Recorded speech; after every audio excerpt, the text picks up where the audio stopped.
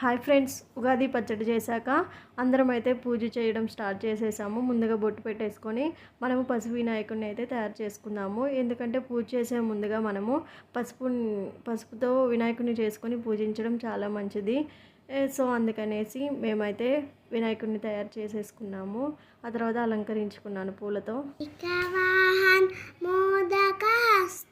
చామరకర్ణ విలంబిక సూత్ర వామన రూప మహేశ్వర పుత్ర విఘ్న వినాయక పాద నమస్తే. పూజ అయితే కంప్లీట్ చేశాక అందరం హారతి అయితే తీసేసుకున్నాము. ఆ తర్వాత మనం చేసుకున్నాం కదా ఉగాది పచ్చడిని అయితే టేస్ట్ చూపిస్తున్నాను. పిల్లల ఎక్స్ప్రెషన్ అయితే ఒక్కొక్కరిది ఒక్కోలా ఉన్నింది. జాగ్రు అయితే మళ్ళీ తినాలని తిన్నాడు. సో ఐ హోప్ ఈ వీడియో మీ అందరికీ నచ్చుతుంది అనుకుంటున్నాను. వన్స్ అగైన్ అందరికీ happy Ugadi. Thank you for watching.